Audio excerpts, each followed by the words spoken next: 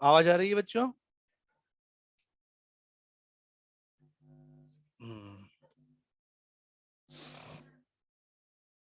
Last class में हमने क्या डिस्कस किया था?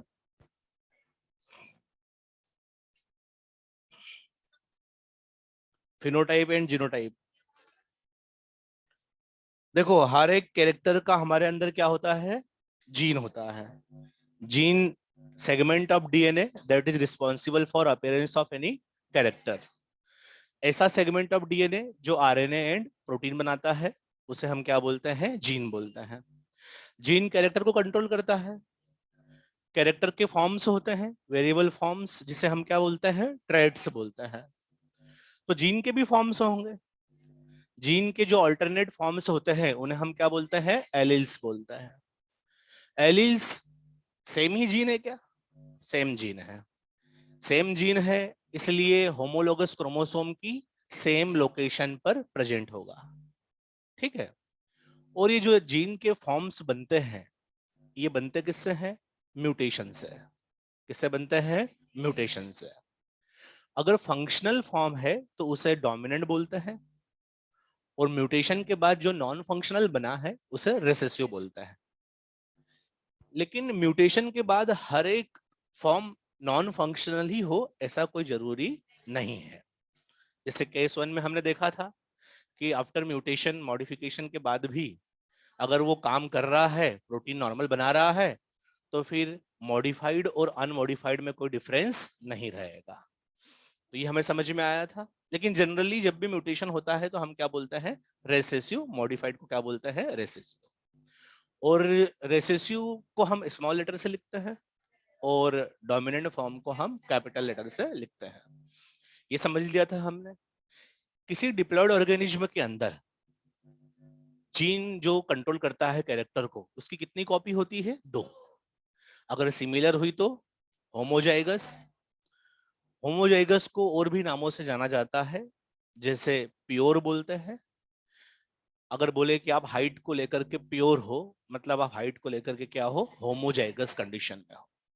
या तो कैपिटल टी या स्मॉल टी स्मॉल टी। या होमोजाइगस को एक और नाम से जानते हैं, ट्रू ब्रीडिंग। किस नाम से जानते हैं? True breeding. तो ये भी ध्यान भी रखना आपने। प्योर मतलब होमोजाइगस होता है, और ट्रू ब्रीडिंग मतलब भी होमोजाइगस होता है। ट्रू ब्रीड है, होमोजाइगस है, प्योर लाइन है, मतलब कैरेक्टर को लेकर के दो सिमिलर एलील इनके अंदर रखे। हेट्रोजाइगस को हम इम्प्योर बोलते हैं, क्योंकि डिफरेंट टाइप के एलील्स है उसमें। डोमिनेंट भी है और रिसेसिव भी है। तो इम्प्योर भी हम हेट्रोजाइगस को बोलते हैं। हेट्रोजाइगस को हाइब्रिड भी बोलते हैं। हेटेरोजाइगस को क्या बोलते हैं? हाइब्रिड भी बोलते हैं। तो ये, लेकिन हेमीजाइगस एक कंडीशन होती है डिप्लॉयड ऑर्गेनिज्म के अंदर। वैसे तो हर एक कैरेक्टर के जीन की दो दो कॉपी होना चाहिए, या तो सिमिलर हो या डिसिमिलर हो। लेकिन अगर ह्यूमन मेल के अंदर अगर कैरेक्टर का जीन एक्स क्रोमोसोम पे प्रेजेंट है, तो फिर मेल में तो एक ही एक्स क्रोमोसोम होता है। तो फिर उस कैरेक्टर का जो जीन है वो कॉपी दो नहीं मिलेगी, उसकी सिंगल ही मिलेगा। सिंगल कोई सा भी एलील मिल जाएगा। पॉपुलेशन में भले ही दो टाइप के एलील मिलते होंगे, कैपिटल टी स्मॉल टी मान लो एग्जांपल के लिए, लेकिन किसी एक पर्टिकुलर इंडिविजुअल में मेल के अंदर तो एक ही एक्स क्रोमोसोम होता है।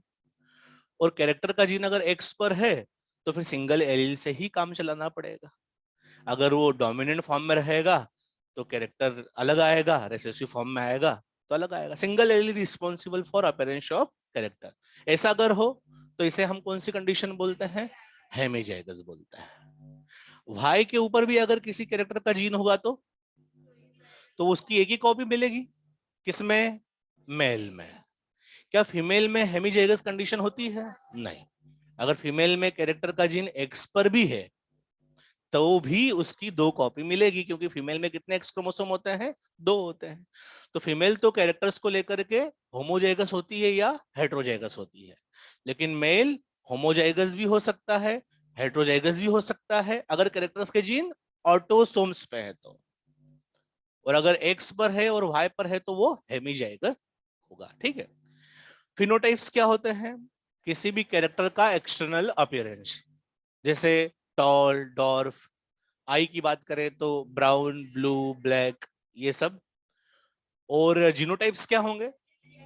ये जो जेनेटिक मेकअप जो बना है, क्या बना हुआ है, capital T, capital T, capital T, small T, इन सबको क्या बोलते हैं? जीनोटाइप्स बोलते हैं। यहां तक पढ़ लिया था हमने। अब हम बात करेंगे फिनोकॉपी। जेनेटिकल टर्म्स में, सम जेनेटिकल टर्म्स में अब नेक्स्ट है फिनोकॉपी।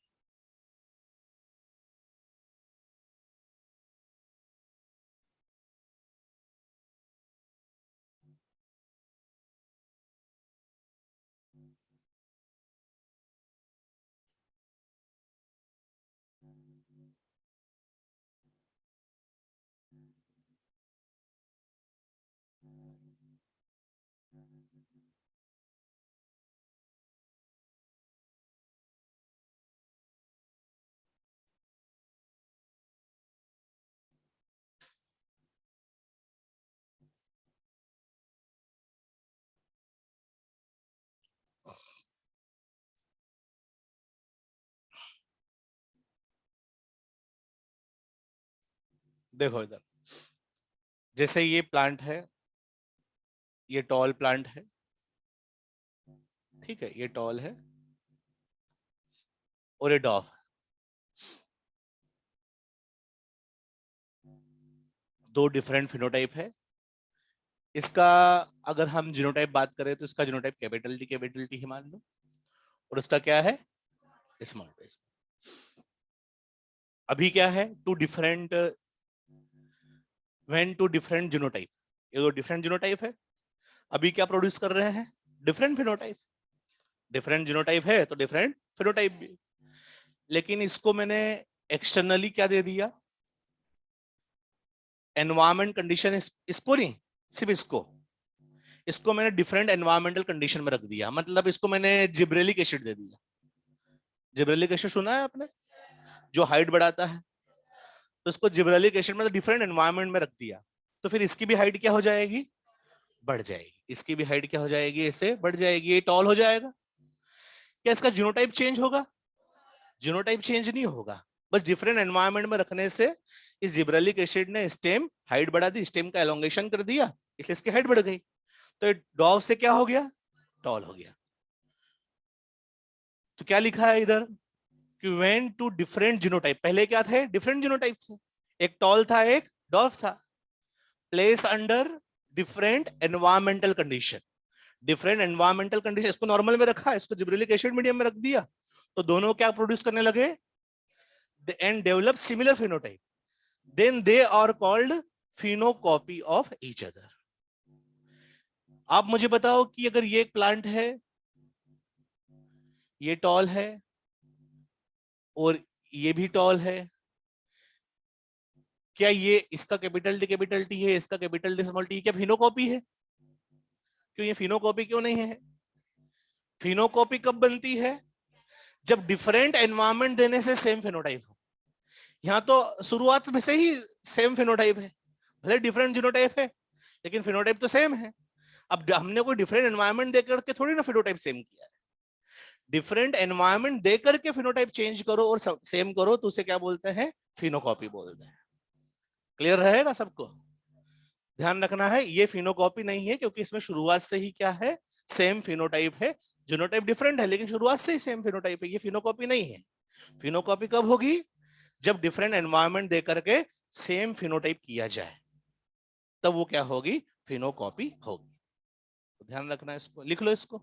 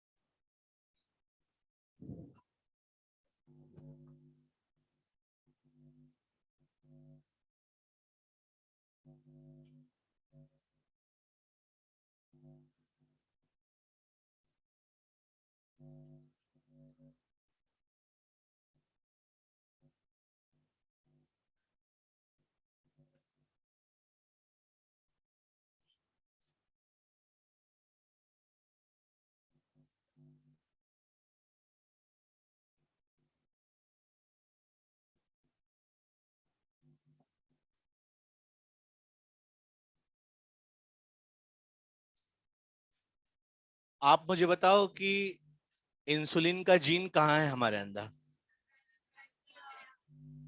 नहीं, सिर्फ पेंक्रियाज में ही है। इंसुलिन का जीन हर एक सेल में, हर एक सेल में है ना, लेकिन इंसुलिन बनता कहाँ है, सिर्फ बीटा सेल्स ऑफ पेंक्रियाज में, क्योंकि वो वहीं एक्सप्रेस होता है, वहां वैसा एनवायरमेंट है। जीन है तो होना तो चाहिए, लेकिन जीन को एक्सप्रेस कराने के लिए क्या चाहिए, प्रॉपर एनवायरमेंट चाहिए। अगर मैंने बोला मेरे पास कैपिटल टी हाइट के लिए जीनोटाइप है मेरा, तो ये कैपिटल टी क्या हर एक सेल में होगा?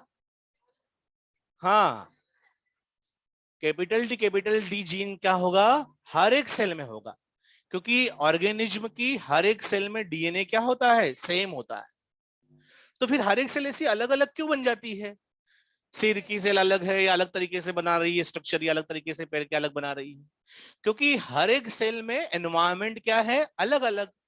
तो यहाँ वाली सेल में अलग टाइप के जीन एक्सप्रेस हो रहे हैं, जीन तो सारे हैं लेकिन अलग टाइप के एक्सप्रेस हो रहे हैं। यहाँ वाली सेल में जीन तो एक जैसे ही है, इसमें जैसे जीन थे यहाँ पर भी वैसे ही जीन है, लेकिन एक्सप्रेशन क्या हो रहा है, जीन्स का अलग अलग। लेकिन ध्यान रहे कि एक ऑर्गेनिज्म के अंदर पूरे ऑर्गेनिज्म में हर एक सेल में डीएनए क्या होता है, सेम होता है। क्लियर? अब अगर ये प्लांट है, प्लांट का एक फ्लावर बना लेते हैं, ये इस तरीके से, ऐसे ही फ्लावर बनता है ना, ऐसा कहाँ बनता है, ऐसे कुछ बनता है, ऐसे ऐसे बनता है ना। इसे क्या बोलते हैं, ओवरी।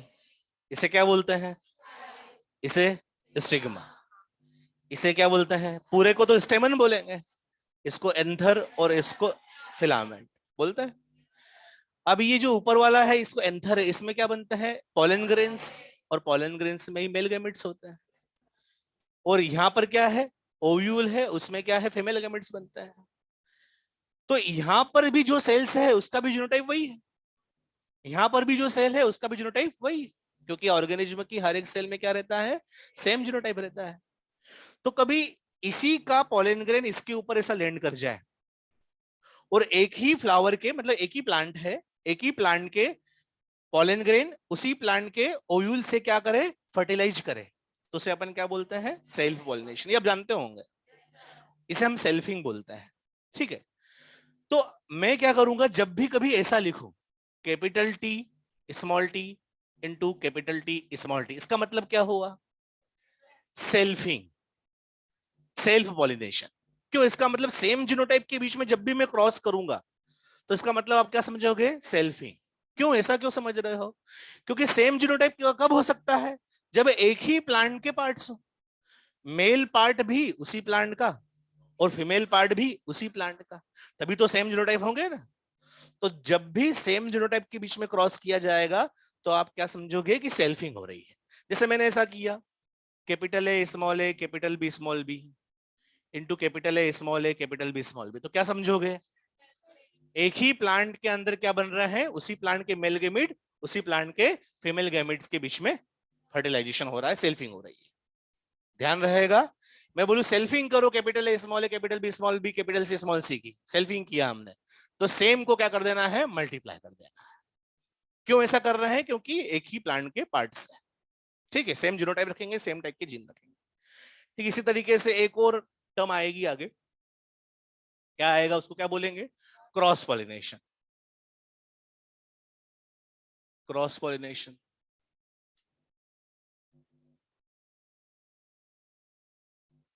या इसे हाइब्रिडाइजेशन भी बोल सकता है, आर्टिफिशियल हाइब्रिडाइजेशन भी बोलते हैं।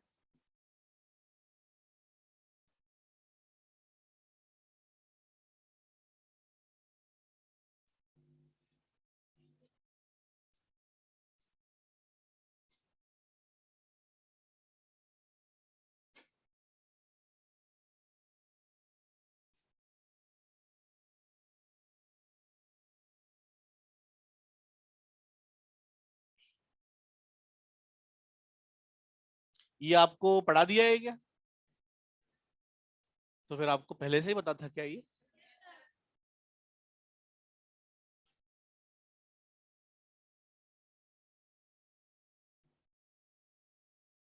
देखो, ये अलग प्लांट है और ये अलग प्लांट का फ्लावर है, तो इसका जीनोटाइप क्या होगा, अलग होगा। हो सकता है, ऐसा जरूरी भी नहीं कि होगा ही होगा, लेकिन अलग अलग प्लांट है तो जीनोटाइप अलग अलग हो सकता है, इसका अलग होगा और इसका अलग होगा। अगर इसका पॉलन ग्रेन यहां से इस पे लैंड नहीं कर रहा है, कहां पर जा रहा है, अगर यहां पर जाके लैंड कर रहा है, तो क्या बोलेंगे, इन दो डिफरेंट प्लांट के बीच में क्रॉस पॉलिनेशन हुआ। तो जब डिफरेंट प्लांट के बीच में हम हाइब्रिडाइजेशन करेंगे, क्रॉस पॉलिनेशन करेंगे, तो उसे क्या बोलेंगे, हाइब्रिडाइजेशन। और मेंडल क्या करते थे, हाइब्रिडाइजेशन आर्टिफिशियली करते थे। क्यों करते थे आर्टिफिशियली, सेल्फ पॉलिनेशन आर्टिफिशियली नहीं करते थे, क्योंकि सेल्फ पॉलिनेशन तो अपने आप हो ही जाता था, क्योंकि फ्लावर कैसे थे, बाइसेक्सुअल थे, तो अपने आप हो जाएगा। तो सेल्फ पॉलिनेशन कराने की जरूरत नहीं पड़ती है, स्पेशली किसमें, पिज्म सेटिवम में। आ रही बात समझ में। लेकिन क्रॉस पॉलिनेशन कराने की जरूरत पड़ेगी ना, क्योंकि अगर आपको क्या करना पड़ेगा, जिसमें जिसको फीमेल बनाना है उसमें से एंथर को रिमूव करना पड़ेगा ना, वरना सेल्फ पॉलिनेशन हो जाएगा। इसलिए मेंडल हमेशा क्या कराते थे, आर्टिफिशियली क्या कराते थे, क्रॉस पॉलिनेशन। और आर्टिफिशियली क्रॉस पॉलिनेशन कराएंगे तो क्या बोलेंगे, आर्टिफिशियल हाइब्रिडाइजेशन। और जब भी कभी ऐसे अलग अलग जीनोटाइप के बीच में क्रॉस लिखें तो आपको क्या समझ आना है, ऐसे अगर करूं तो मैं, ये क्रॉस पॉलिनेशन है, डिफरेंट जीनोटाइप के बीच में क्रॉस लगा है। आ रही बात समझ में। तो जब भी डिफरेंट जीनोटाइप के बीच में ऐसा क्रॉस लगेगा, जैसे ऐसे क्रॉस लगे, तो क्या बोलेंगे, इसे हम क्रॉस पॉलिनेशन। तो ये भी आपको क्लियर होना चाहिए आगे बढ़ने के पहले, ठीक है। तो ये भी आप, सिंपल है, इसको नोट करने की भी जरूरत नहीं है।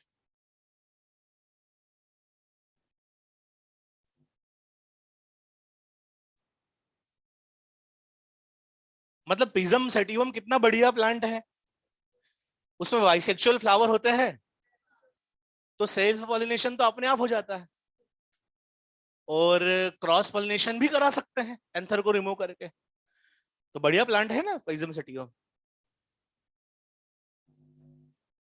दो तरीके से आप नेक्स्ट जनरेशन बना सकते हो, दो तरीके से, सेल्फ पॉलिनेशन करके। अच्छा, पॉलिनेशन करने के बाद, फर्टिलाइजेशन होने के बाद होता क्या है? ओव्यूल फ्रूट में कन्वर्ट होता है, ओवरी फ्रूट में कन्वर्ट होती है, फिर सीड्स बनते हैं। वो देखेंगे हम बाद में कैसा करते हैं, फिर सीड्स को सोइंग करते हैं तो फिर प्लांट बनता है।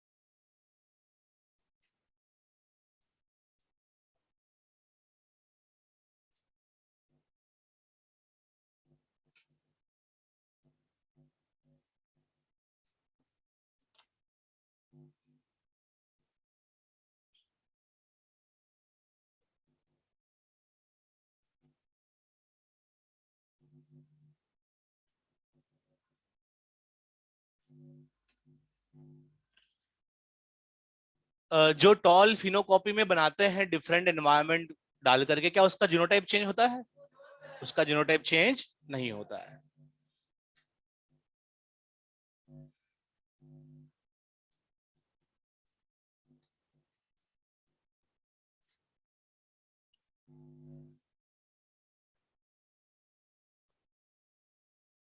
आप मुझे बताओ, डोमिनेंट ट्रेट अच्छे होते हैं कि रिसेसिव ट्रेट अच्छे होंगे?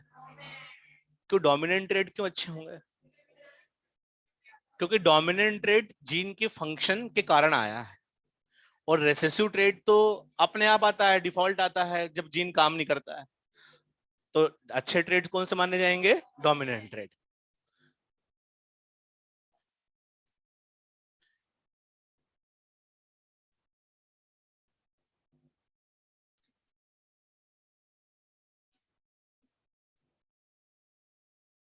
इन दोनों के बीच में मैं क्या कर रहा हूं? क्रॉस पोलिनेशन कर रहा हूं ना, अलग अलग जीनोटाइप है। तो ये पेरेंट ए है एंड पेरेंट बी है। इसमें डोमिनेंट ट्रेट, अच्छे वाले ट्रेट कितने हैं?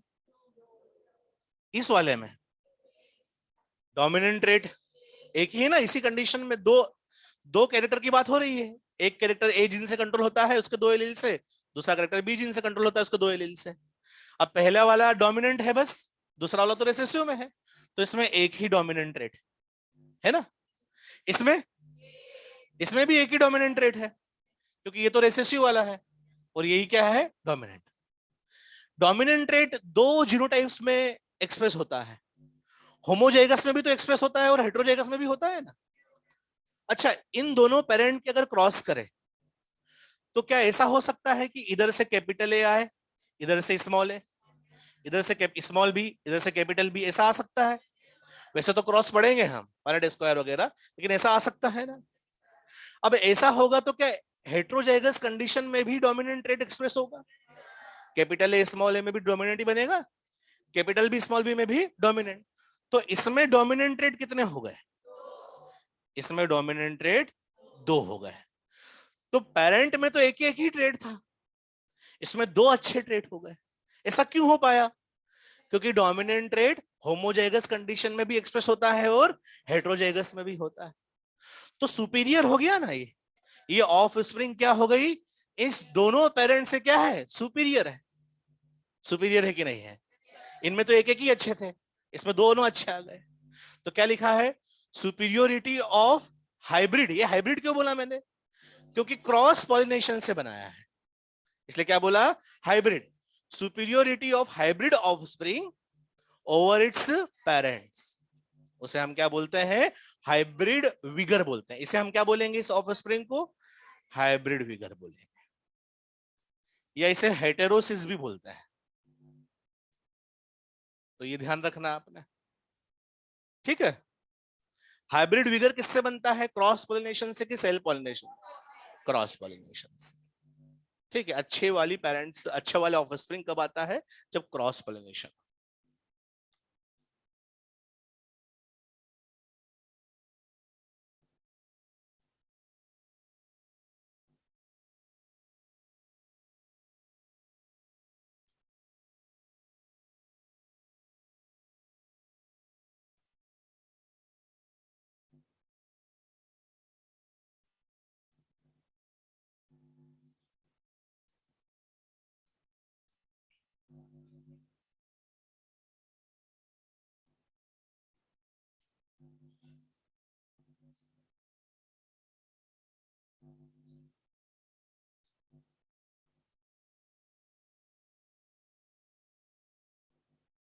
सेल्फ पॉलिनेशन को हम इनब्रीडिंग भी बोल सकते हैं।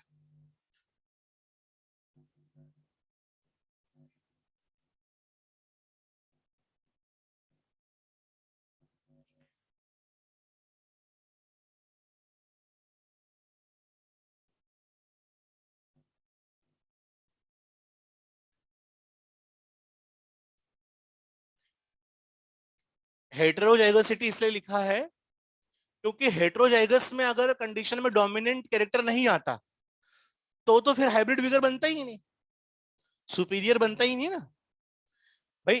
डोमिनेंट कैरेक्टर होमोजाइगस कंडीशन में तो आता है और हेटेरोजाइगस कंडीशन में भी तो आता है, दोनों कंडीशन में आता है ना। तो ये हाइब्रिड विगर इस प्लांट के अंदर ये सुपीरियर क्यों है? क्योंकि इसमें डोमिनेंट ट्रेट कब आए हैं? हेटेरोजाइगस कंडीशन में भी आए हैं। हेटेरोजाइगस कंडीशन में आए हैं ना। ये दोनों कैरेक्टर को लेकर के क्या है? कैरेक्टर ए के लिए भी हेटेरोजाइगस है और कैरेक्टर बी के लिए भी हेटेरोजाइगस है, और दोनों में क्या आया है? डोमिनेंट ट्रेट आया है, इसलिए ये सुपीरियर बना। तो हाइब्रिड विगर क्यों बनता है? बिकॉज ऑफ हेटेरोजाइगोसिटी, उसमें हेटेरोजाइगस कंडीशन होती है। हेटेरो दोनों ट्रेड कैसे आते हैं? हेटेरोजाइगस कंडीशन में आते हैं, तो दोनों के दोनों डोमिनेंट ट्रेड बन जाते हैं। क्लियर हुआ? अब इधर देखो, हमने दो पेरेंट के बीच में क्रॉस किया, इसमें भी एक ही डोमिनेंट ट्रेड था, इसमें भी एक ही डोमिनेंट ट्रेड था, और जो ऑफस्प्रिंग बनी उसमें हाइब्रिड कंडीशन आ गई दोनों कैरेक्टर के लिए, हेटेरोजाइगस कंडीशन आ गई, तो वो सुपीरियर हो गया, और उसे हमने क्या बोल दिया? Hybrid vigour. अच्छा वाला ऑफस्प्रिंग को क्या बोल दिया? Hybrid vigour. अच्छा क्यों बोल रहे हैं इसको? दोनों पेरेंट से बढ़िया है, दोनों कैरेक्टर हेटेरोजाइगस कंडीशन में है, इसलिए डोमिनेंट ट्रेड आया। अब इस हाइब्रिड विगर के अंदर मैं क्या करा दूं? सेल्फिंग। बताओ हाइब्रिड विगर में सेल्फिंग कैसे करेंगे? उसी से क्रॉस करेंगे। तो इस तरीके से ऐसे ये हाइब्रिड विगर बना था, अच्छा कैरेक्टर आया था इस तरह का, ऐसा किया मतलब क्या हुआ? सेल्फिंग हो गया। समझ गए आप? जब सेल्फिंग करेंगे हाइब्रिड विगर में तो क्या हो सकता है? चांस क्या हो सकता है? जरूरी नहीं कि नेक्स्ट ऑफस्प्रिंग जो बनेगी वो खराब ही बने, लेकिन ऐसा भी तो हो सकता है कि कोई ऑफस्प्रिंग इधर से स्मॉल ए आए, इधर से भी स्मॉल ए आए, इधर से स्मॉल बी आए, इधर से स्मॉल बी आए। कैसे आएगा वो बताएंगे आपको बाद में, क्या क्या कॉम्बिनेशन हो सकता है, लेकिन ऐसा आ सकता है कि नहीं आ सकता। अब ऐसा अगर आ गया तो फिर तो दो, इसमें तो कितने अच्छे कैरेक्टर थे? दो डोमिनेंट ट्रेट कितने थे? दो थे। इसमें भी कितने थे? दो बढ़िया थे। इसमें तो क्या हुआ? जीरो हो गया। इसका जो हाइब्रिड विगर आया था वो वापस से क्या हो गया? लॉस हो गया, इवन उसके पेरेंट से भी खराब हो गया। हो गया कि नहीं हो गया? इसमें दोनों के दोनों कैसे कैरेक्टर आ गए? ट्रेट आ गए, रेसेसिव आ गए। तो क्या लिखा है? Loss of hybrid vigour due to self pollination. इसे ही हम क्या बोलते हैं? मतलब इसे सेल्फ पॉलिनेशन को एक और नाम से जानते हैं, इनब्रीडिंग। इनब्रीडिंग हो गई, किसमें हो गई? हाइब्रिड विगर में। जो अच्छे थे उन लोगों के बीच में क्या हो गया? इनब्रीडिंग हो गया, सेल पॉलिनेशन हो गया, तो उससे जो उनकी ऑफस्प्रिंग बनेगी वो कैसी हो गई, और खराब हो गई। तो ऐसा नहीं कि पेरेंट्स अच्छे हो क्वालिटी में तो बच्चे अच्छे ही होंगे, ऐसा जरूरी नहीं है। आ रही बात? इसीलिए सेम कॉस्ट, सेम जो कास्ट होती है उसमें शादी वो नहीं करते हैं, ऐसा बोलते हैं बहुत बार, नहीं करते हैं ना, क्योंकि जेनेटिक मेकअप सेम नहीं होना चाहिए। अगर मेरे पास भी कैरेक्टर मान लो जीनोटाइप वैसा ही है किसी एक पर्टिकुलर कैरेक्टर के लिए, मैं मान लो capital A small a condition में हूँ, मेरा हाइट मान लो कैपिटल टी स्मॉल टी है, ठीक है, मेरी हाइट ज्यादा है, वैसे तो नहीं है, मेरी वाइफ की भी हाइट अगर ज्यादा हो कैपिटल टी स्मॉल टी, तो क्या जरूरी है कि बच्चा की हाइट अच्छी आएगी? सेम जीनोटाइप के बीच में क्रॉस हो जाएगा ना, capital T small t capital T small T, तो क्या हो सकता है, स्मॉल टी आ जाएगा। आ रही बात समझ में? इसलिए इन ब्रीडिंग सेम जीनोटाइप के बीच में जब क्रॉस होता है या इनब्रीडिंग होता है, तो उससे क्या होता है, इनब्रीडिंग डिप्रेशन आने के चांसेस, कैरेक्टर खराब आने के चांसेस होता है। ठीक है, तो ये ध्यान रखना। इसलिए डिफरेंट जीनोटाइप जितने हो, इंटरकास्ट जो मैरिज होती है उसको प्रमोट किया जा रहा है आजकल। जितने ज्यादा डिफरेंट टाइप के जीनोटाइप्स होंगे इंटेलिजेंसी में, ह्यूमन में तो हालांकि बहुत कॉम्प्लेक्स चीजें हैं, किसी भी एक कैरेक्टर को कोई एक जीन कंट्रोल नहीं करता, बहुत बहुत सारे जीन्स कंट्रोल करते हैं, बाद में देखेंगे भी हम, लेकिन उसको फिर प्रमोट किया जा रहा है इंटरकास्ट को। ठीक है, तो ये इस तरीके से।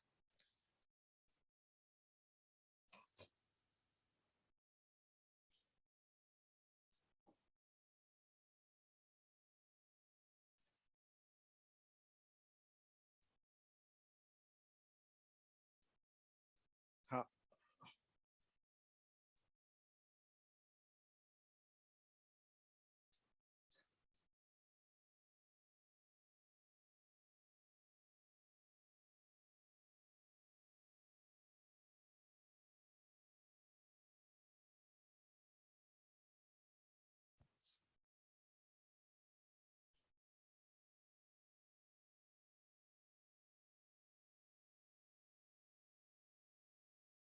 लिख लिया आप लोगों ने?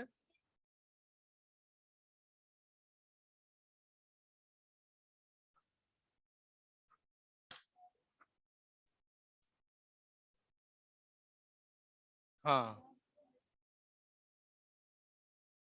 तो हाइब्रिड विगर हेटेरोजाइगोसिटी की वजह से होता है, और इनब्रीडिंग डिप्रेशन किसकी वजह से होता है, होमोजाइगोसिटी के कारण, ऐसा भी बोल सकता है ना, ये होमोजाइगस कंडीशन में आया इसलिए। ये इसके एक्सप्लेनेशन हालांकि जब मोनोहाइब्रिड क्रॉस पढ़ेंगे ना तब अच्छे से समझ में आएगा, अभी तो सिर्फ टर्म समझ लो आप, इनब्रीडिंग डिप्रेशन क्या होता है, हाइब्रिड विगर क्या होता है।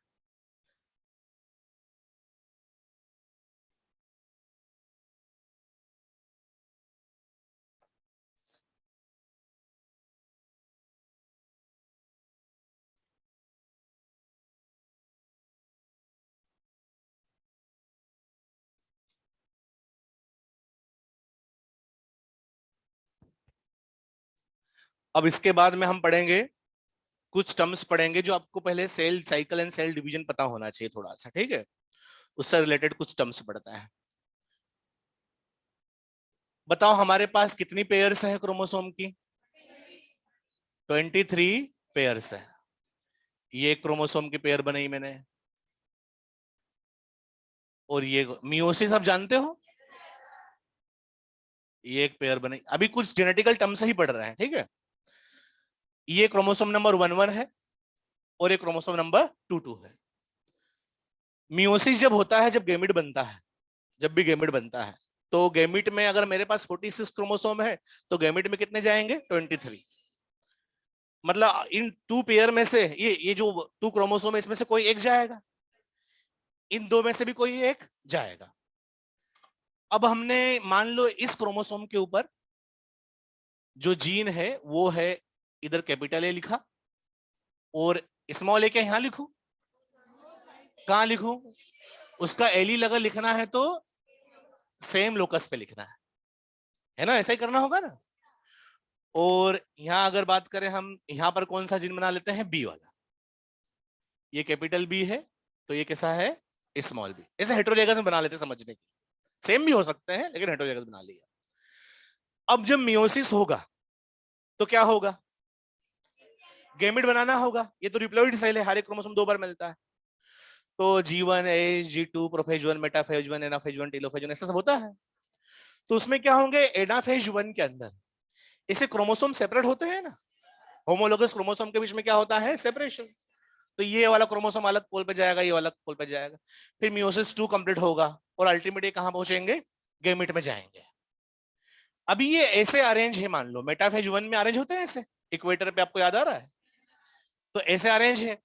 तो जब गैमेट बनेगा, जब गैमेट बनेगा तो एक गैमेट में तो ऐसे जा सकते हैं ये वाले ऊपर वाले दो, और दूसरे गैमेट में नीचे वाले दो जा सकते हैं ना ऐसे।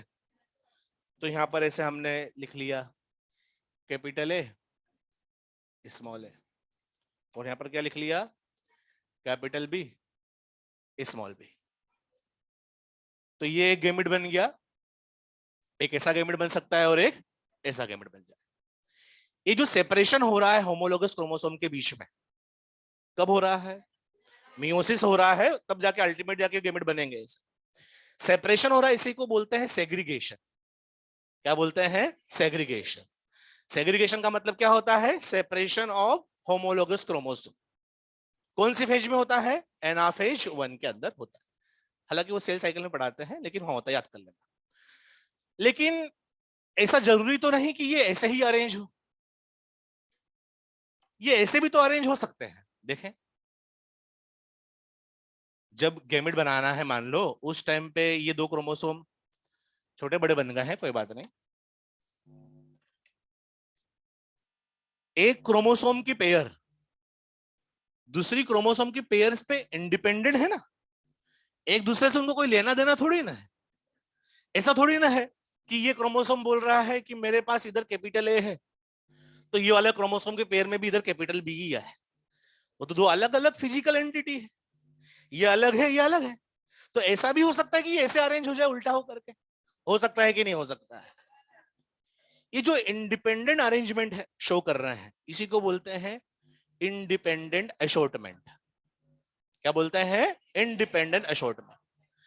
अच्छा, ऐसे अरेंज होंगे तो गैमेट ऐसे बनेंगे, अगर ऐसे अरेंज होंगे तो गैमेट कैसे बनेगा, वही सेग्रीगेशन होगा। उसके बाद गैमेट कैसे बनेगा बताइए, इधर बनेगा कैपिटल ए के साथ,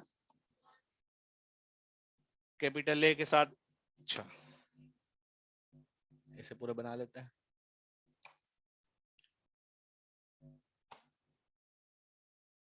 ये देखिए, ये गैमेट ऐसे बन गए, ऐसे गैमेट बन गए। मतलब अगर इंडिविजुअल के पास क्या है, इंडिविजुअल के पास ये है, अगर जीनोटाइप उसका ये जीनोटाइप है, मतलब एक वाला जो कैरेक्टर का जीन है इस क्रोमोसोम पे है, और दूसरे कैरेक्टर का जीन दूसरी क्रोमोसोमल पेयर पे है, उसी पर नहीं है, दूसरी क्रोमोसोमल पेयर पे है।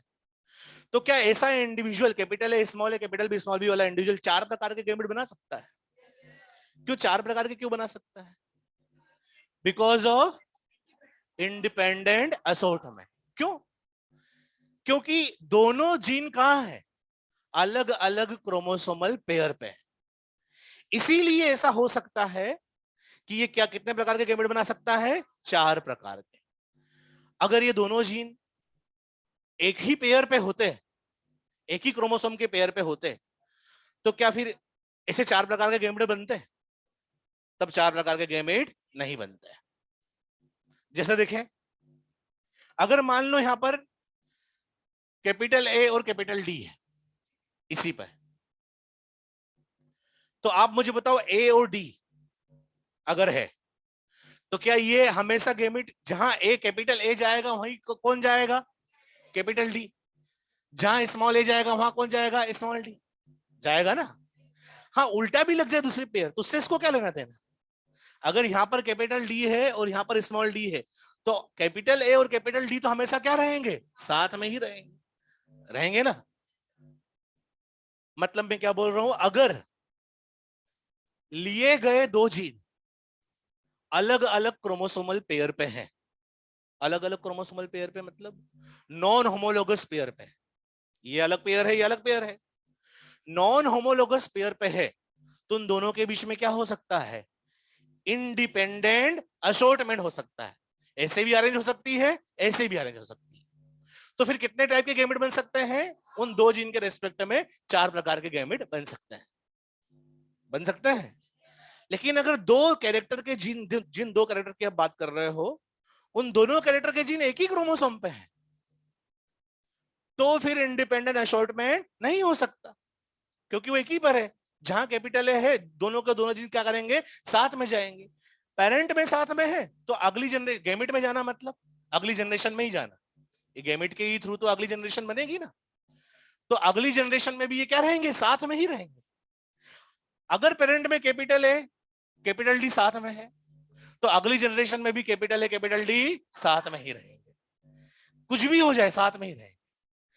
अगर इस जनरेशन में स्मॉल ए स्मॉल डी साथ में, तो अगली जनरेशन में भी साथ में ही रहेंगे। तो जीन इनहेरिट टुगेदर कब हो पाएंगे? जब वो सेम क्रोमोसोमल पेयर पे है। इसे बोलते हैं लिंकेज। क्या बोलते हैं? लिंकेज। ध्यान समझना, बड़ा आगे काम का ही। जीन अगर नॉन होमोलोगस क्रोमोसोमल पेयर पे है तो इंडिपेंडेंट असॉर्टमेंट। पेरेंट में साथ में है ही नहीं, वो तो डिफरेंट क्रोमोसोमल पेयर पे है। इंडिपेंडेंट अरेंजमेंट होंगे तो कैपिटल ए के साथ कैपिटल बी भी जा सकता है, कैपिटल ए के साथ स्मॉल बी भी आ सकता है, स्मॉल ए के साथ स्मॉल बी भी आ सकता है, स्मॉल ए के साथ कैपिटल बी भी आ सकता है। ठीक है, अगर डिफरेंट क्रोमोसोम पे है तो इसे क्या बोलते हैं? जीन्स इनहेरिट इंडिपेंडेंटली, एक दूसरे से लेना देना नहीं हो। कब लेना देना नहीं होता? जब वो अलग अलग क्रोमोसोमल पेयर। तो यहां पर 3 बातें आपको समझ में आई। पहली तो सेग्रीगेशन क्या होता है? सेग्रीगेशन का मतलब separation of homologous chromosome. Independent assortment का मतलब one chromosomal pair independently arrange होती है दूसरी क्रोमोसोमल पेयर से, और इंडिपेंडेंट इनहेरिट होते हैं जीन्स।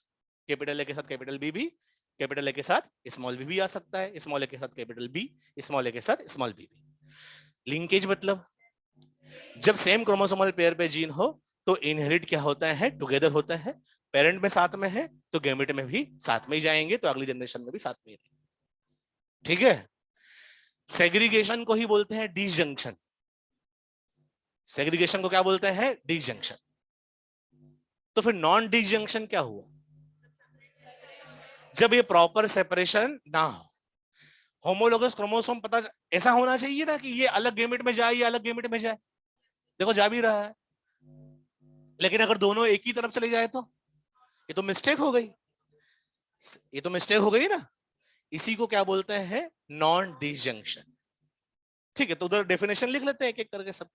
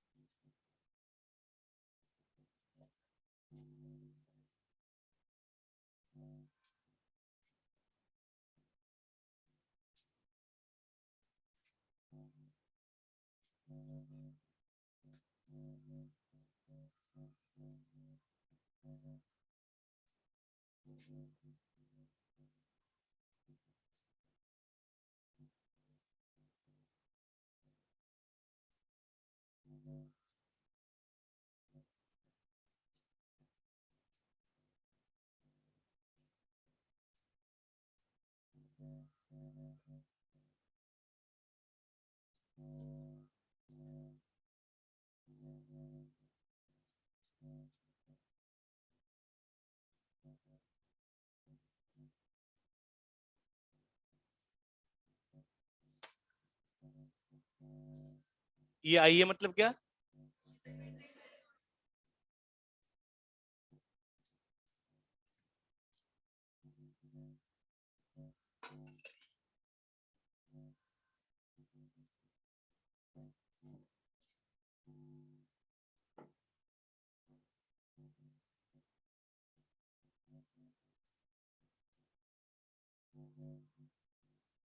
आपका संडे को क्लास है क्या?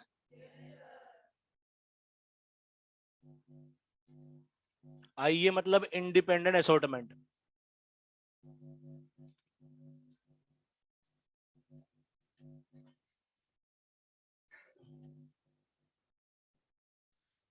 इनब्रीडिंग डिप्रेशन के बारे में हम बाद में भी पढ़ेंगे, ठीक है?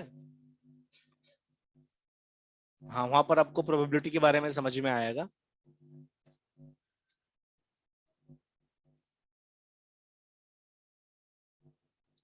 हाँ,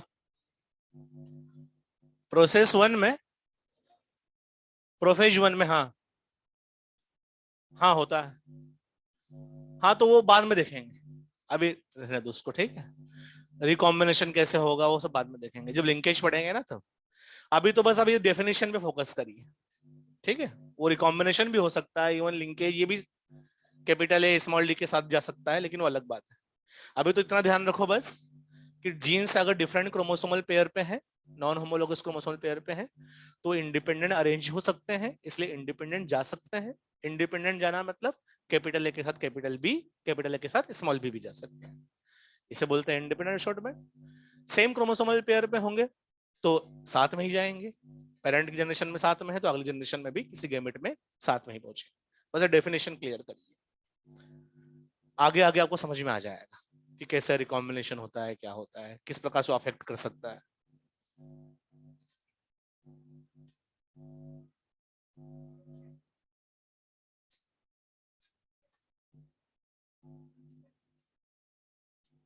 कौन? कैपिटल ए स्मॉल ए कहाँ लिखा है मैंने? ये ये थोड़ी ना करेंगे, ये और ये दो अलग अलग जीन्स करेंगे ना। नहीं तो ये तो सेग्रीगेशन कर रहे हैं ना। इंडिपेंडेंट असेटमेंट किसको बोलते हैं? गेमिट में जाना, इंडिपेंडेंट टू ईच अदर। तो कैपिटल ए और इस बी, दो जीन अलग अलग जीन की बात होगी ना। ए और बी जीन के बीच में कोई डिपेंडेंसी नहीं है, क्योंकि दोनों कहाँ प्रेजेंट है? डिफरेंट क्रोमोसोमल पेयर पे प्रेजेंट है। ये भी है, मतलब कैपिटल ए स्मॉल वो तो अलग अलग क्रोमोसोम पर है, तो वो तो अलग अलग गेमेट में ही जाएंगे, लेकिन उसको सेग्रीगेशन बोलता है। उसको क्या बोलता है? सेग्रीगेशन बोलता है। लेकिन एक जीन और दूसरे जीन के बीच की बात हो रही हो तो उसे क्या बोलते हैं? इंडिपेंडेंट।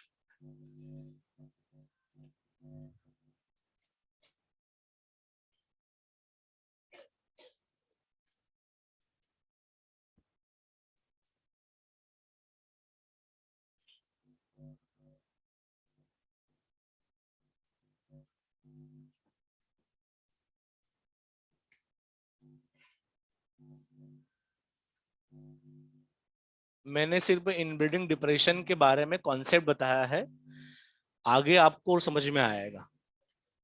ठीक है, जब क्रॉसेस पढ़ेंगे ना तब समझ में आएगा।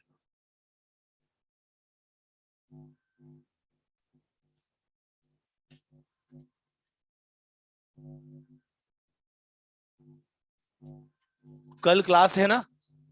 हाँ है क्लास। देखो छुट्टियों के लिए कितने बोल रहे हैं, ऐसा छुट्टियां कब से हैं? 2 तारीख से छुट्टियां। और तुम तो ऐसे ही घर पे हो।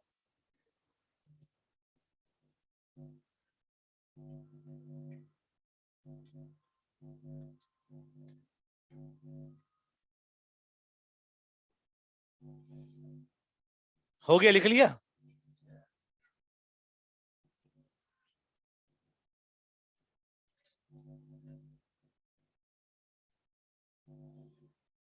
जल्दी से लिखो।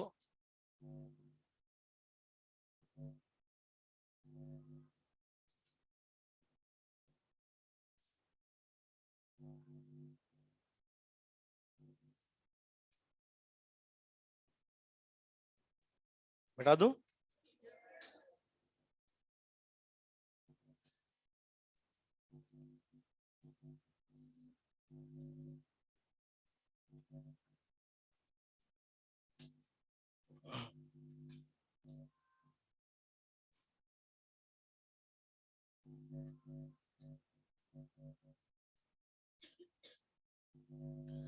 अब एक लास्ट टर्म बची है, जीनोम क्या होता है? किसी को पता है जीनोम क्या होता है?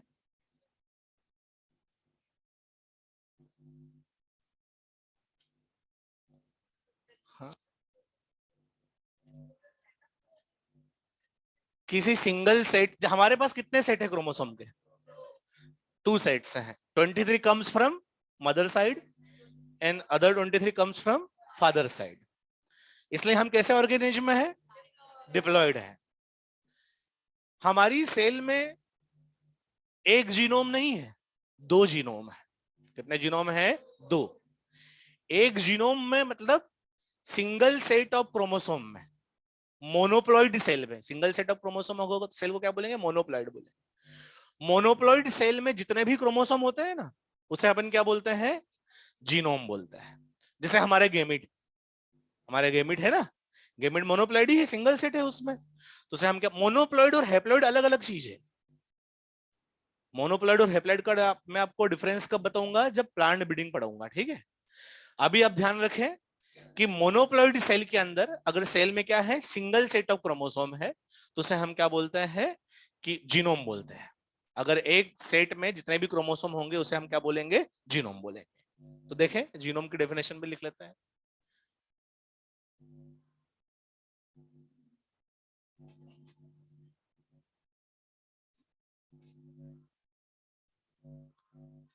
जेनेटिक मटेरियल मतलब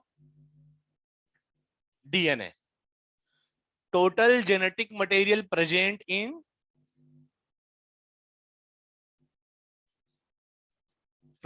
इन मोनोप्लॉइड सेल। हालांकि ह्यूमन में मोनोप्लॉइड सेल और हेप्लॉइड सेल सेम होती है। हेप्लॉइड मतलब होता है हाफ नंबर ऑफ क्रोमोसोम। तो हमारे पास तो 2 सेट है, तो हमारा हाफ क्या हुआ? एक ही सेट तो हुआ ना। और एक सेट को क्या बोलते हैं? मोनोप्लॉइड भी बोलते हैं, और हाफ भी बोल सकते हैं उसे, हैप्लॉइड भी बोल सकते हैं। तो ह्यूमन के केस में मोनोप्लॉइड और हैप्लॉइड क्या होता है? सेम होता है।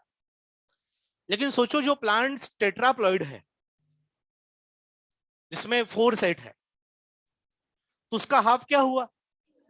2n हुआ ना। तो फिर उसमें हैप्लॉइड क्या होगा? 2n होगा। और मोनोप्लॉइड क्या होगा? n ही होगा। ध्यान रखना, हमारे केस में तो हैप्लॉइड और मोनोप्लॉइड के बीच में कोई डिफरेंस ही नहीं है, क्योंकि हम खुद डिप्लॉइड है। हाफ करोगे तो हैप्लॉइड बोलो या उसे मोनोप्लॉइड बोलो। लेकिन अगर प्लांट, अगर पेरेंट ही अगर 4x है या 4n है, तो फिर उसका हैप्लॉइड क्या हो जाएगा? 2x। और मोनोप्लॉइड क्या हो जाएगा? x। मोनोप्लॉइड तो सिंगल x होगा। तो डिफरेंस होता है। तो मैंने क्या लिखा है? Total genetic material present in monoploid cell. Human के रेस्पेक्ट में नॉर्मली हैप्लॉइड भी बोल देते हैं लोग, क्योंकि वो अंडरस्टूड है कि ह्यूमन के रेस्पेक्ट में ही बात करी जा रही है, ठीक है, लेकिन नॉर्मली हम क्या लिखेंगे, मोनोप्लॉइड लिखेंगे।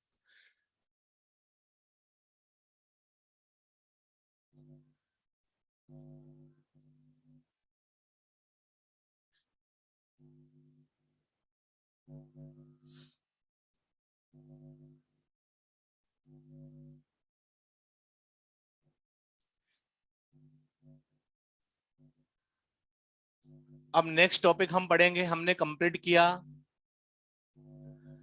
सम जेनेटिकल टर्म्स, कंप्लीट किया, मतलब जेनेटिक्स को समझने के लिए जो टर्म्स आपको समझना था वो आपने पढ़ लिया है। अब हम सीखेंगे गैमीट फॉर्मेशन। क्या सीखेंगे? Gamete formation. गैमीट बनाना बहुत जरूरी है, किस प्रकार के गैमीट बनते हैं, अगर गैमीट फॉर्मेशन आएगा तो ही आपको क्रॉस भी समझ में आएगी, ठीक है।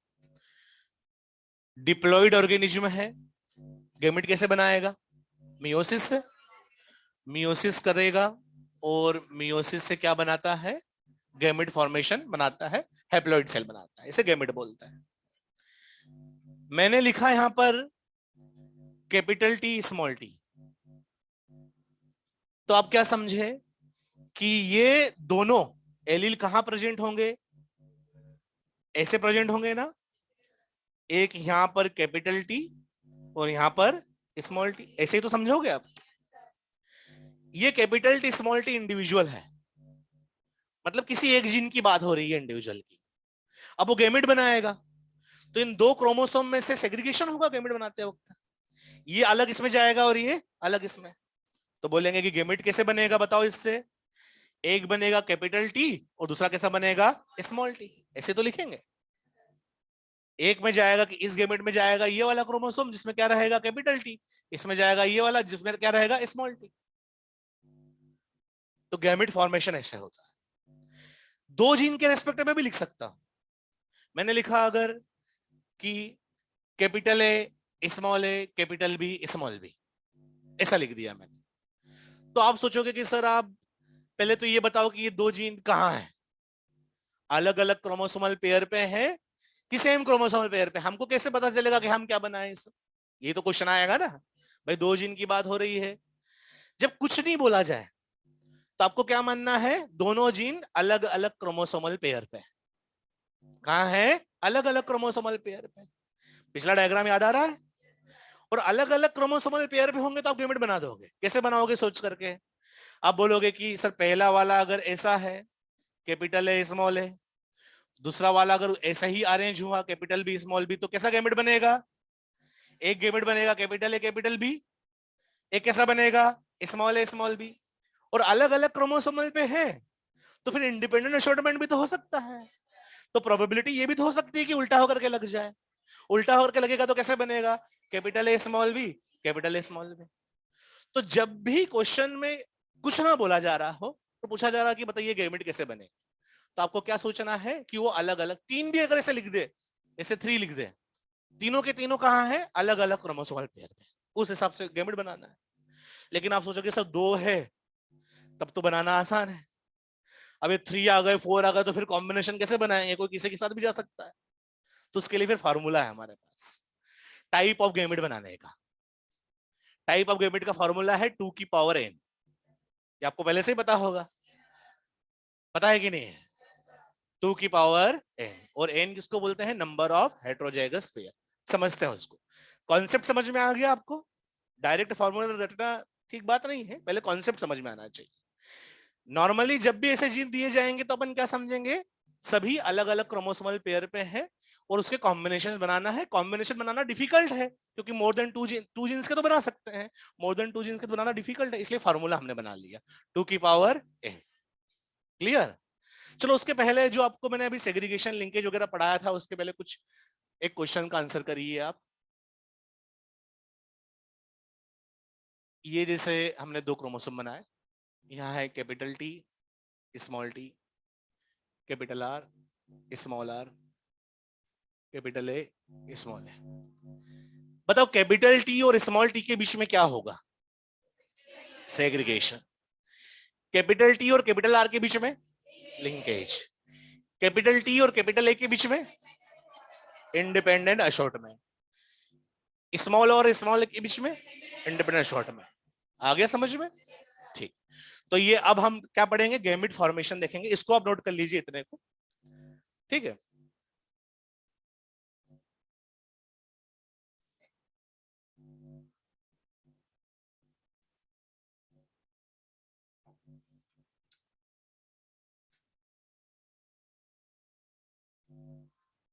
गैमेट फॉर्मेशन का मैंने कॉन्सेप्ट आपको बताया है कि अगर ऐसा लिखा हुआ है तो आप क्या समझोगे कि इस तरीके से अरेंज है, ऐसे ही अरेंज होगा ना। और जब ऐसे अरेंज होगा तो गैमेट कैसे बनेगा, सेग्रीगेशन से। एक गैमेट में ये क्रोमोसोम जाएगा, दूसरे में ये जाएगा। अगर ऐसा लिखा हुआ है, ऐसा लिखा हुआ है, तो आप क्या समझोगे, दो जीन लिखे हुए हैं, वो तो डायरेक्ट लिख दिए हैं, लेकिन ये दो अलग अलग, इस क्रोमोसोम पे कैपिटल ए स्मॉल है, इस पे ये है। तो गैमेट कैसे कैसे बनेंगे, कैपिटल ए के साथ कैपिटल बी वाला बनेगा, स्मॉल ए के साथ स्मॉल बी। लेकिन ऐसा पलट के भी तो लग सकता है ना, इंडिपेंडेंट अरेंजमेंट शो कर सकता है ना। तो क्या बन सकता है, कैपिटल ए के साथ स्मॉल बी, स्मॉल ए के साथ कैपिटल बी। लेकिन दो जीन तक तो हम ऐसे कॉम्बिनेशन बना सकते हैं, लेकिन 3 जीन आ गए, 4 जीन आ गए, तो फिर कॉम्बिनेशन बनाना ना डिफिकल्ट है। इसलिए एक फॉर्मूला है, वो आप देखेंगे।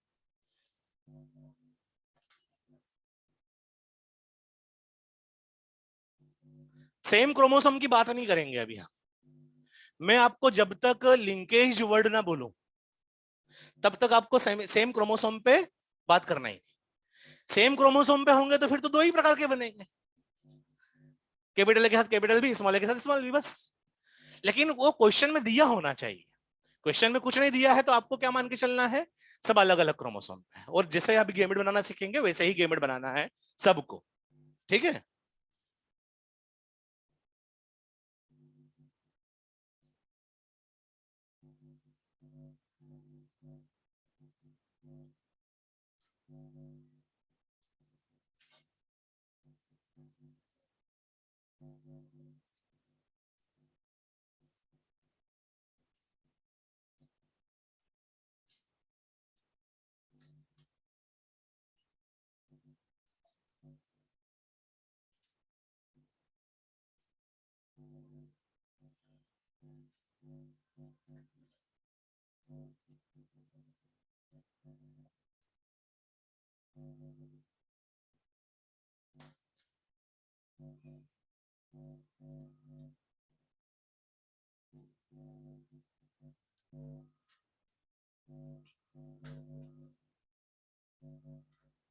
आपने इधर लिख लिया,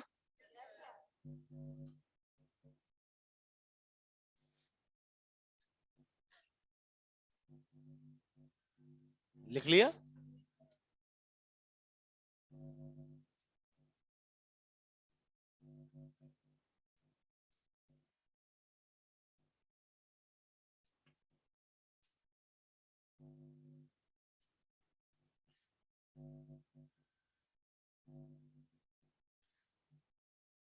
देखो यहां पर लिखा है गैमेट फॉर्मेशन में 2 की पावर n।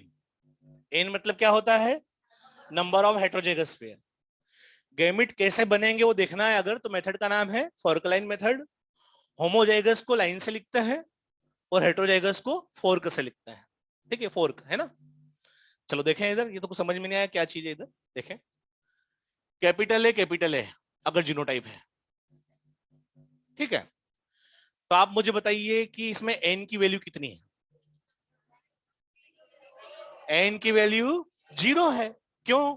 क्योंकि एन मतलब क्या होता है, हेट्रोजाइगस पेयर।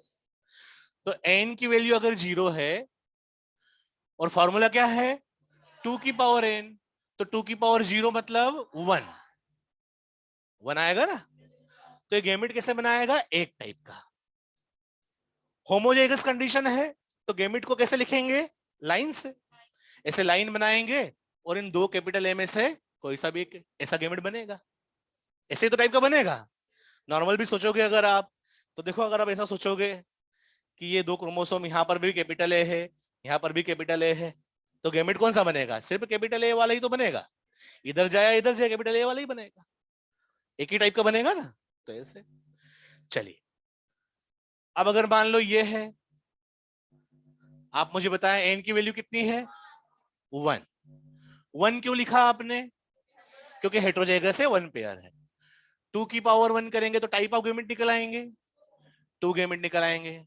अच्छा, ये हेट्रोजाइगस कंडीशन है तो कैसे लिखना है, फॉर कैसे लिखना है, एक इधर लिखना है कैपिटल ए और इधर क्या लिखना है, स्मॉल ए। कितने टाइप के गैमेट बनेंगे, 2 टाइप के, एक कैपिटल ए टाइप का और एक स्मॉल ए टाइप का, सिंपल। ये देखिए, ये इसमें बताइए आप कितने हैं एन की वैल्यू, 2 जीन दिए हैं, एन की वैल्यू है 1, क्योंकि ये तो होमोजाइगस है, यही हेट्रोजाइगस है, एन की वैल्यू 1, 2 की पावर 1, कितने हुए 2। अच्छा, होमोजाइगस है पहले तो क्या लिखेंगे, लाइन कैपिटल ए, हेट्रोजाइगस है तो फॉर्क बनाएंगे उसके आगे, capital B small B. Gamete कैसा कैसा बनेगा, कैपिटल ए के साथ कैपिटल बी, स्मॉल ए के साथ कैपिटल ए के साथ स्मॉल बी, ऐसा बनेगा ना, ये कॉम्बिनेशन बनाने का तरीका। फिर देखिए आप, ये अगर ऐसा है मान लो, ऐसा है तो बताइए एन की वैल्यू 2, 2 की पावर 2 तो कितना हो गए 4, पहला हेट्रोजाइगस है, फॉर्क बनाए कैपिटल ए स्मॉल ए, दूसरा भी हेट्रोजाइगस है तो यहां पर भी फॉर्क बनाना है, यहां पर भी बनाना है, यहां पर भी लिखना है कैपिटल बी स्मॉल बी, यहां पर भी लिखना है कैपिटल बी स्मॉल बी। क्या होगा ये, capital B capital A small B, small A capital B, small A small B. अरे बात समझ में, कितने टाइप के गैमेट बनेंगे, 4 टाइप, और ऐसे ही तो बनते भी हैं। अगर क्रोमोसोम पे भी इनको रख के देखोगे तो ऐसे ही गैमेट बनेंगे, इंडिपेंडेंट असॉर्टमेंट मान के चल रहे हैं, जब कुछ नहीं बोला जाए तो वही मान के चलना है। चलिए अब आगे देखते हैं, capital A capital A, capital B capital B, capital D small D, क्या होगा, एन की वैल्यू 1, क्योंकि ये एक ही हेट्रोजाइगस कंडीशन है, एन की वैल्यू 1 हुई तो 2 की पावर 1 मतलब 2, कितने बनेंगे गेमेट, पहला तो होमोजाइगस है तो लाइन खींच के, होमोजाइगस है लाइन खींच के भी, ठीक है, फिर क्या बनाएंगे, इसे फॉर्क बनाएंगे, तो कैसा बनेगा gamete, capital A capital B capital D, capital A capital B small d. आ रही बात समझ, तो इसे कितना भी बड़ा लिखता जाए आपको आ जाएगा, ऐसे कर लोगे ना आप। अच्छा, इसमें कैपिटल ए कैपिटल बी की प्रोबेबिलिटी कितनी है, अगर ये इंडिविजुअल है तो कैपिटल ए कैपिटल बी की प्रोबेबिलिटी क्या है, तो आउट ऑफ 4 1 ही है तो 1/4। इसमें capital A capital B capital D की प्रोबेबिलिटी क्या है, 2 बन रहे हैं तो उसमें से एक capital A capital B capital D बन रहा है तो क्या बोलेंगे 1/2। ऐसे भी क्वेश्चन पूछ सकते हैं। तो आपको कितना भी बड़ा जीनोटाइप दे दिया जाए, आपसे पूछा जाएगा कि ये गैमेट की क्या प्रोबेबिलिटी रहेगी, आप बता पाओगे, पहले इसको नोट कर लो।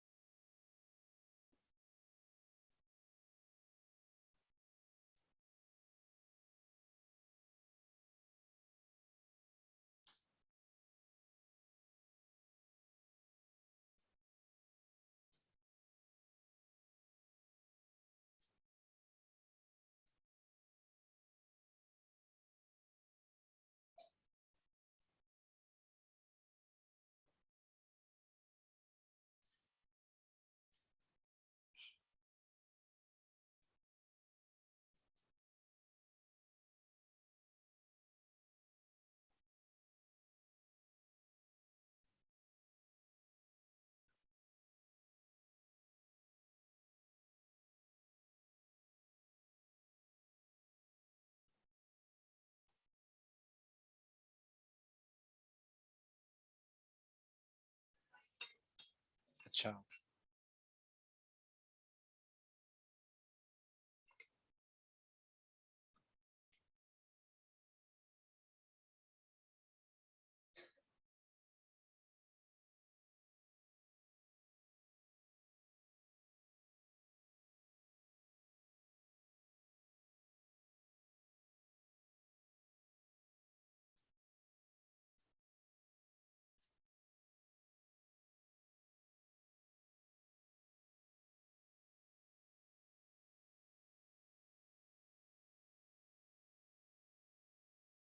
Very good.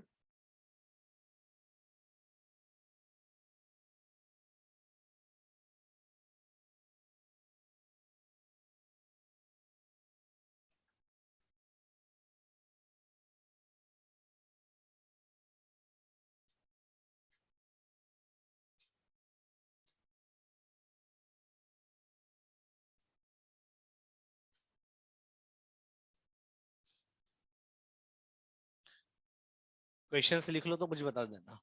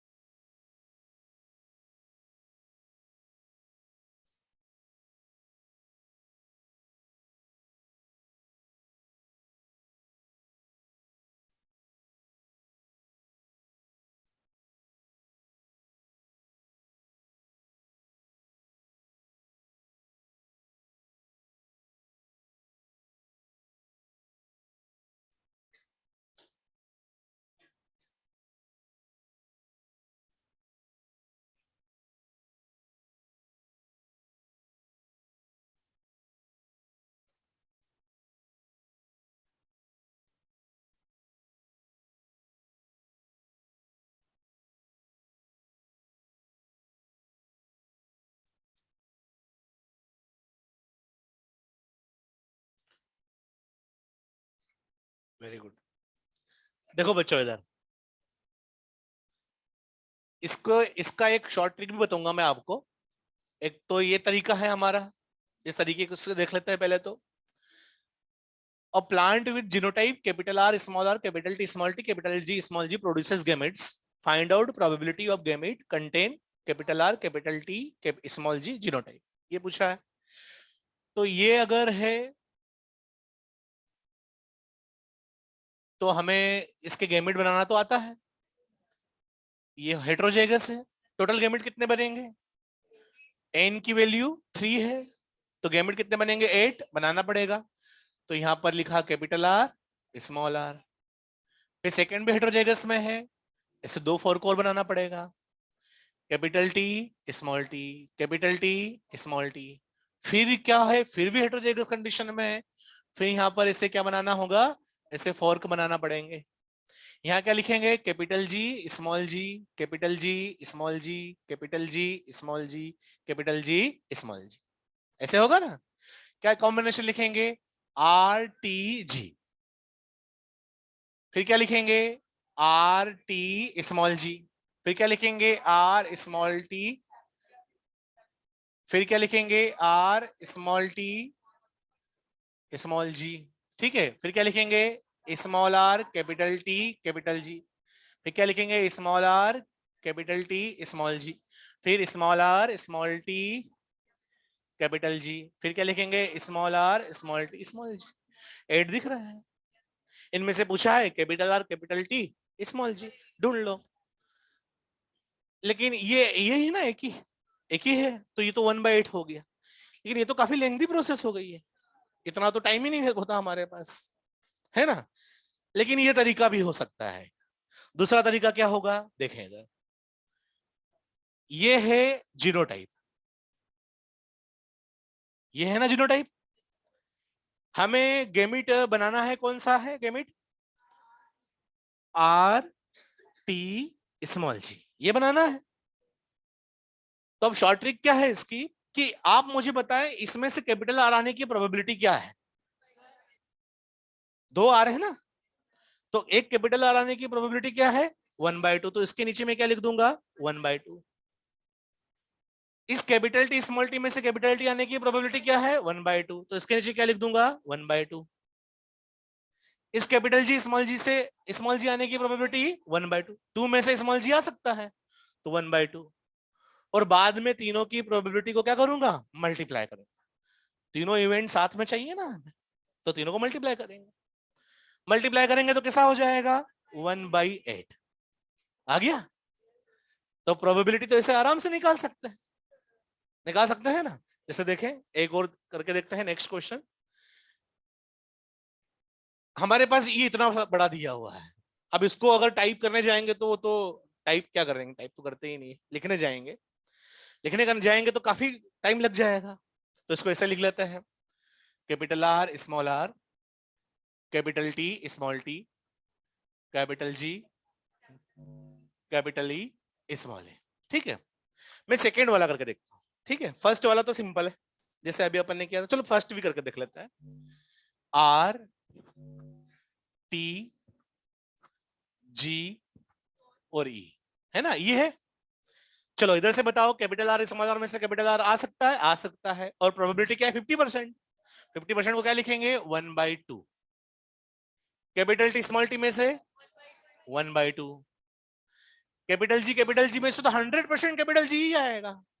और 100% को क्या लिखते हैं 1/1 भी लिख सकते हो, 1 भी लिख सकते हो, है ना। तो 100 को क्या लिख सकते हैं 1/1 लिख दें ऐसे, है ना, 1/1 लिख सकते हैं। और कैपिटल ई स्मॉल ई में से 1/2, सबको क्या कर दें मल्टीप्लाई कर देते हैं, तो क्या आ जाएगा 1/8। तो ये आ गया आंसर आपका 1/8। अब इसको करके देखें, बताएं इसको करें। इसमें से हमें क्या चाहिए, इसमें हमें क्या चाहिए capital R small t small g capital E चाहिए। ठीक है, कैपिटल आर स्मॉल आर में से capital R 1/2, small t 1/2, small g ये तो आ ही नहीं सकता, तो यहां क्या लिखेंगे 0। कैपिटल ई स्मॉल ई में से कैपिटल ई 1/2, मल्टीप्लाई करेंगे तो सब क्या हो जाएगा 0 हो जाएगा। तो इस तरीके से 0 प्रोबेबिलिटी, ये कर लोगे आप। कितना आएगा इसका 1/8। तो गैमेट बनाना काफी आसान है, उसकी प्रोबेबिलिटी भी निकालना सिंपल है। चलिए ये लिख लिया आपने सबने, लिख लो आराम से।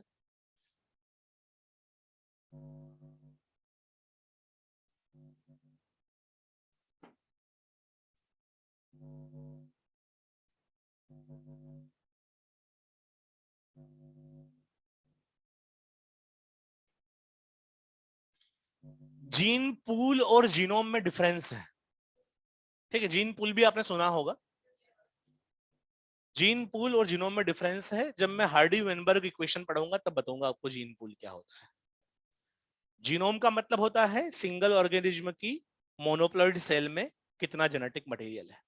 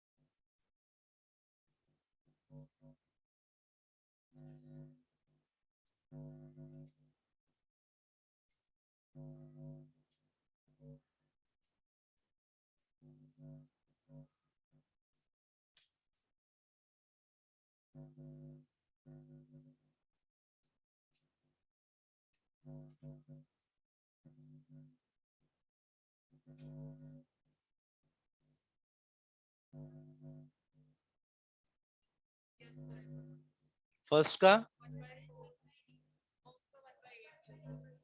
Very good.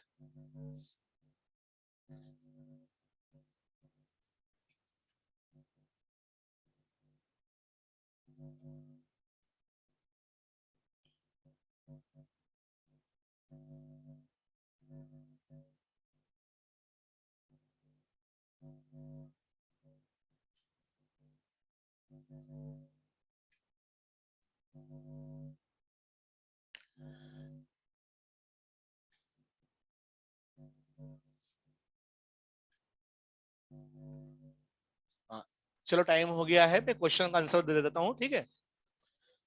देखो बेटा, ये है कैसा, in human both male and female have similar autosomal genotype. Autosomal genotype मतलब ये जीन कहाँ है, ऑटोसोम पर है। मतलब मेल की बात करें और किसकी बात करें, फीमेल की। मेल के अंदर भी ऑटोसोमल जीनोटाइप कैसा है, capital A small A capital B small B, और इसमें भी कैसा है, capital A small A capital B small B, ठीक है। Both have X linked gene. X linked gene मतलब एक्स के ऊपर जीन है, कौन सा जीन है, स्मॉल डी। अब इस मेल में तो क्या है, एक एक्स होता है और एक वाई होता है, ठीक है। और एक्स के ऊपर कौन सा जीन है, डी वाला। यहां पर क्या होते हैं, दो एक्स होते हैं, तो यहां पर भी स्मॉल डी है और यहां पर भी स्मॉल डी, यही है ना इसका मतलब। अब पूछा क्या है, find out probability of gametes in female contain small A small B small D genotype. Female में से जो गैमेट बनेंगे बहुत सारे टाइप के, उसमें से स्मॉल ए small B small d gamete बनाने की प्रोबेबिलिटी क्या है। तो इधर से स्मॉल ए आने की प्रोबेबिलिटी क्या है बताए, 1/, ये पूछा है, स्मॉल ए स्मॉल बी स्मॉल डी, ठीक है। इधर से स्मॉल ए आने की प्रोबेबिलिटी 1/2, स्मॉल बी आने की प्रोबेबिलिटी 1/2। अब इधर से स्मॉल डी दोनों आएंगे ना, ये आएगा या एक्स, दोनों में स्मॉल डी आएगा, तो क्या बोलेंगे 1, ठीक है। तो कितना हो जाएगा, मल्टीप्लाई करेंगे तो 1/4 हो जाएगा। अब इसको करके देखिए आप, इसमें भी यही पूछा है, अच्छा इसमें पूछा है capital A capital B small D, ये पूछा है। इधर से कैपिटल ए 1/2, कैपिटल बी 1/2, इधर से एक्स आएगा तो स्मॉल डी आएगा लिमिट में, वाई आएगा तो आएगा ही नहीं, तो क्या लिखेंगे 1/2, तो कितना हो जाएगा 1/8, ठीक है। एक्स बस इसमें समझना था, एक्स लिंक्ड जीन को भी ऐसा दे सकते हैं वो अलग से आपको। ऑटोसोमल तो डायरेक्ट ही लिख देते हैं, ऑटोसोमल हम अगर ऐसे लिखते हैं ना, जब कभी नॉर्मल ऐसे जीन्स को लिखते हैं, ऐसे लिखते हैं तो समझ जाना है सभी जीन कहाँ है, ऑटोसोम के ऊपर है। ऐसे लिखते नहीं कि ऑटोसोम के ऊपर कैपिटल है, ऐसा नहीं लिखता। सिंपल लिखा है तो क्या बोलेंगे, लेकिन एक्स के जीन को हमेशा कैसे लिखा जाता है, एक्स के ऊपर जैसे हीमोफीलिया का जीन है स्मॉल एच में तो ऐसे लिखे, ठीक है। तो ध्यान रखना, एक्स के ऊपर जब भी जीन्स को लिखा जाता है तो एक्स करके लिखा जाता है ना, और नॉर्मल ऑटोसम को तो नॉर्मल लिख देता है अल्फाबेट से, ठीक है। तो यहां तक क्लियर हुआ आपको। नेक्स्ट क्लास में देखेंगे पनेट स्क्वायर कैसे ऑफ स्प्रिंग्स बन सकती है, उनकी क्या क्या प्रोबेबिलिटी होती है।